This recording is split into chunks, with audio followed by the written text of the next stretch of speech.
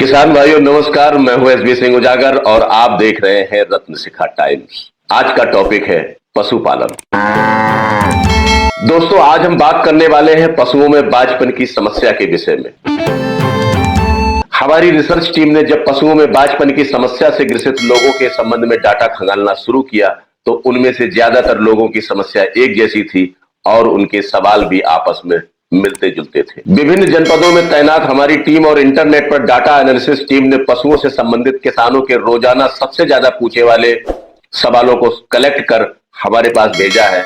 हम उन सवालों की सूची इस एपिसोड की स्क्रीन पर शो कर रहे हैं। आज के एपिसोड में हमने एक एक कर सभी सवालों के जवाब ढूंढने की कोशिश की है और उसका उचित समाधान बताने का प्रयास किया है। आज के एपिसोड में हमने बाझपन से संबंधित ढेरों रिसर्च फार्मूले तैयार करने वाले विशेषज्ञ डॉक्टर इंद्रमणि को शामिल किया है। उन्होंने दुधारू पशुओं में बाझपन की समस्या पर काफी काम किया है और अभी भी कर रहे हैं। वर्तमान में डॉक्टर इंद्रमणि उत्तर प्रदेश पशुपालन विभाग में बतौर निदेशक प्रशासन एवं विकास कार्यरत है। आइए सबसे पहले जान लेते हैं वह सवाल जिन्हें अक्सर पशुपालकों द्वारा पूछा जाता है। गाय का गर्भ ठहरने की दवा, बांझपन दूर करने की दवा, गाय को गर्म करने की दवा, पशु की दवा। पशु बार बार रिपीट क्यों होता है? गाय गाभिन ना हो तो क्या करें? भैंस की प्रेगनेंसी कैसे चेक करें?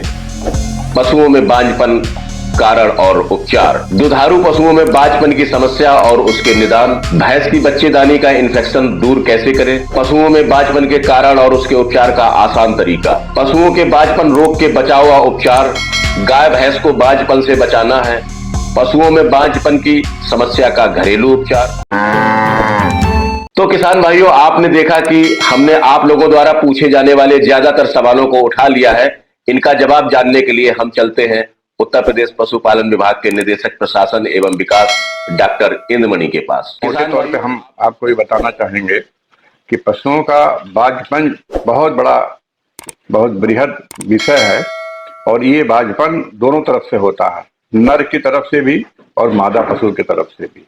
क्योंकि अगर नर का वीर्य यानी सीमेन जिसमें स्पर्मेटोजोआ होते हैं वही खराब होंगे या और भी किसी तरह की कमियां होगी जिसको हम लोग इम्पोर्टेंट बोलते हैं कि अगर नर इम्पोर्टेंट है तो उससे हम लोग गाय को अगर गर्भित कराएंगे तो निश्चित है, या भैंस को गर्भित कराएंगे तो निश्चित वो गर्भधारण नहीं करेगी। तो पहले तो हमारे विभाग में आज के तारीख में भी हम लोगों ने सीमेन प्रोड्यूस करना, बहुत दिनों से सीमेन प्रोड्यूस हो रहा है और लगभग 4 लाख डोज हम लोग बना रहे हैं सीमेन, और वो सीमेन जो है पूरे प्रदेश में प्रयोग में लाया जा रहा है।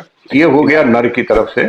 मादा की तरफ से विशेष कर ध्यान देने की बात है, कई बार ऐसा होता है कि हम लोग गाय या भैंस खरीद करके तो ले आते हैं और 6 लीटर 8 लीटर 10 लीटर दूध देने वाली पैसा दे करके खरीद कर लाते हैं, लेकिन उनके तरफ हम खान पान की तरफ चिंतित नहीं होते हैं, सिर्फ दूध लेना जानते हैं। और जैसे ही वो पशु दूध देना बंद करता है उसको हम सूखे आहार पर छोड़ देते हैं। अब ये तो आप लोग खुद ही सोचें कि जिस खेत में नमी नहीं होगी उस खेत में बीज कहाँ जमेगा। अगर गाय और भैंस के बच्चेदानी में, हम खेत का मतलब हमारा बच्चेदानी से है, अगर बच्चेदानी में अच्छी सी उठकी शक्ति नहीं होगी, प्रजनन क्षमता नहीं होगी, तो उसमें हम गाय कितनों अच्छे हम सांड का बीज डालेंगे लेकिन वो फर्टिलाइजेशन नहीं होगा, निषेचन नहीं होगा, जिससे वो गर्भित नहीं होगी।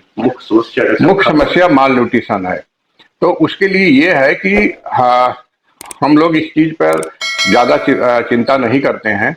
जैसा एक सामान्य तौर पर लगभग 2 किलो दाना चाहे गाय हो चाहे भैंस हो अपने जीवन यापन के लिए देना चाहिए। दाना का मतलब कंसंट्रेट का मतलब कोई सर्टिफाइड हो, चाहे ISI सर्टिफाइड हो या और भी किसी कंपनी का हो, उसमें सभी प्रचुर मात्रा में, जैसे प्रोटीन है, फैट है, आयस है, मिनरल मिक्सचर है, सभी मात्रा में होना चाहिए। तो ये 2 किलो तो जिंदा रहने के लिए चाहिए। साथ ही साथ गाय के केस में 3.5 किलो दूध पर 1 किलो अलग से, भैंस के केस में 2.5 किलो दूध पर 1 किलो अलग से कंसंट्रेट फीड मिलना चाहिए और लगभग 8 से 10 किलो हरा चारा हर पशु को प्रतिदिन मिलना चाहिए, जो कि हमारे प्रदेश में नहीं मिल पा रहा है। अन्य प्रदेशों की अपेक्षा हमारे यहाँ बिल्कुल नहीं मिल पा रहा है और यही कारण है कि अन्य प्रदेशों की अपेक्षा हमारे यहाँ पशुओं में इनफर्टिलिटी यानी बाझपन की समस्या ज्यादा है। अब इस समस्या का तो यह है कि पहले जागरूकता होना चाहिए। जैसा मैंने बताया ऊपर कि आप लोग जैसे ही आपका पशु गर्भित होता है उसी समय से उसको खाने पीने की ध्यान दीजिए। बच्चा देने के बाद जो भी दूध आता है, जो दूध के हिसाब से अलग से फीडिंग करिए। हरे चारे की पूरी व्यवस्था करिए।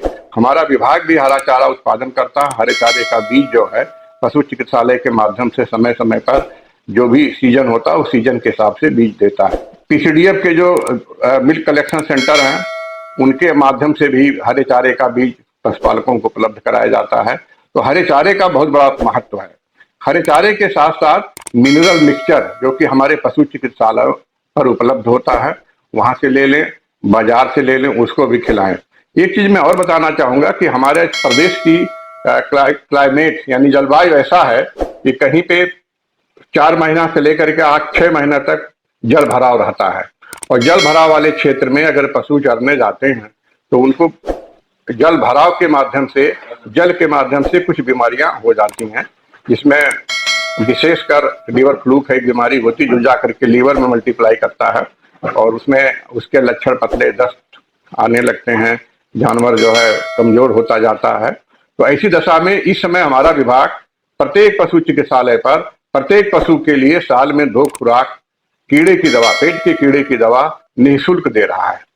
तो किसान भाइयों को ये भी चाहिए कि समय समय पर अपने, चाहे छोटा बच्चा हो, चाहे बड़ा जानवर हो, चाहे गाय भैंस भेड़ बकरी, सभी के लिए प्रचुर मात्रा में कीड़े की दवा पूरे प्रदेश में उपलब्ध कराई गई है। तो कीड़े की दवा भी देना चाहिए। उसके बाद अगर आप कीड़े की दवा दे देते हैं, बीमारियों से बचाव के लिए हमारे विभाग के द्वारा निःशुल्क टीकाकरण किया जा रहा है। अगर आप टीकाकरण का कार्य पशु चिकित्सालय पे जो भी पशु चिकित्सा अधिकारी है उनकी जानकारी लेकर के जो भी टीका उस समय लगाया जा रहा है लगवा लेते हैं तो पशुओं का बीमारी से बचाव 100% हो सकेगा। अब अगर आपने हरा चारा खिला करके पालन पोषण किया, मिनरल मिक्सचर दिया, डीवर्मिंग करा दिया और टीका लगवा दिया तो पशु तो आपका सुरक्षित हो गया। पशु मेले भी लगाए जाते हैं बाज के लिए, बाजपन के निवारण के लिए। मेले के साथ साथ हर पशु चिकित्सालय पर एक तिथि निश्चित होती है कि उस दिन गर्भ परीक्षण किया जाता है तथा बांझ पशुओं का इलाज किया जाता है। वैसे इस तरफ हम लोग विशेष ध्यान देने की योजना बना रहे हैं कि बांझपन का उपचार अलग से किया जाए। और इसके लिए भी आने वाले दिनों में, जैसा हम लोगों ने आपको मालूम होगा कि भारत सरकार के सहयोग से मोबाइल वेटनरी यूनिट भी चलाई जा रही है। प्रदेश में 520 गाड़ी आ रही हैं। तो जो भी गाड़ी जिस गांव में जहां जाएगी, उपचार के साथ साथ हम लोग इस तरह की जो पशु मिलेंगे बांझ पशु, उनका विशेष उपचार करेंगे और विशेष रूप से उनकी दवाई देंगे। क्योंकि अगर बांझ पशुओं की संख्या में हम लोग उपचार करके ठीक कर लेंगे तो निश्चित है जो निराश्रित गोवंश हमारे सड़क पे छूटते जा रहे हैं उनकी संख्या दिन प्रतिदिन बढ़ती जा रही है, उसमें काफी कमी होगी। सर, आपने कारण बताया कि न्यूट्रिशन की वजह से और अच्छी क्वालिटी का सीमेंस ना होने की वजह से इस तरह की समस्या आती है, उनकी देखभाल नहीं ना होने की वजह से भी प्रॉब्लम आ रही है। हमारे यहाँ पे चारे की दिक्कत है। इसके अलावा इसका उपचार क्या है सर? थोड़ा सा उपचार के बारे में बताइए। देखिए, इसमें एक कारण और भी है, मैं आपको बताना चाहूंगा कि कृत्रिम गर्भाधान बहुत आसान तकनीक नहीं है। इसके लिए प्रशिक्षित इंसेमिनेटर चाहिए, प्रशिक्षित व्यक्ति चाहिए। कई बार होता क्या है, गांव में कोई आदमी है, वो एक आध बार उसने सीमेंट डाला, उसी के अपने को एआई वर्कर समझ लिया, उससे भी बांझपन की संख्या पशुओं में बढ़ रही है। सही ढंग से स्टेरलाइज इंस्ट्रूमेंट को बिना प्रयोग किए हुए अगर वो कृत्रिम गर्भाधान करता है, सीमेंस जहां पे डिपॉजिट करना है वहां नहीं करता है, अब गंदे हाथ से अगर इस तरह करता है तो क्योंकि जिस समय गाय, ये तो प्रकृति की देन है कि गाय और भैंस जब ऋतु में होती है, यानी जब स्टेज साइकिल में होती है, तो उसमें एक हार्मोन, एस्ट्रोजन हार्मोन होता है, उसकी मात्रा बढ़ जाती है उस शरीर में। वो जो है बीमारियों से बचाव क्या एक उपाय है। नहीं तो हमें तो लगता है कि लगभग काफी पशु जो है बांझपन का शिकार हो जाएंगे। तो इस पर भी हमारा विभाग काम कर रहा है कि सभी लोग जो भी इस कार्य में लगे हुए हैं सबको प्रशिक्षण दिलाया जा रहा है। अगर प्रशिक्षण प्राप्त किए हुए हैं तो उनको फिर से हम लोग प्रशिक्षण के लिए भेज करके पुनः प्रशिक्षित करा रहे हैं और उनको सर्टिफिकेट दे रहे हैं। जो प्रशिक्षित कृत्रिम गर्भाधान कार्यकर्ता हैं या पशुपालन विभाग के जो भी पशुधन प्रसार अधिकारी, स्वयं पशु चिकित्सा अधिकारी, उनके माध्यम से भी कृत्रिम गर्भाधान कराए जाने की सलाह दी जाती है कि आप लोग इनसे ही कृत्रिम गर्भाधान करा करके लाभ उठाएं। मेडिसिन प्रचुर मात्रा में हमारा विभाग इस समय दे रहा है बाजपन ठीक करने के लिए, और हम लोग आने वाले दिनों में बाजपन को ठीक करने के लिए एक योजना भी बना रहे हैं कि जिससे ज्यादा से ज्यादा पशुओं को बाजपन ठीक किया जा सके, और जो ये निराश्रित गोवंश की संख्या प्रतिदिन बढ़ती जा रही है, समस्या जो हो रही है, इसका निराकरण इसी के माध्यम से किया जा सकेगा। डॉक्टर साहब, दूर दराज इलाके हैं जहाँ पे अभी सुविधाएं नहीं मिल पाती हैं इतनी प्रचुर मात्रा में मेडिसिन,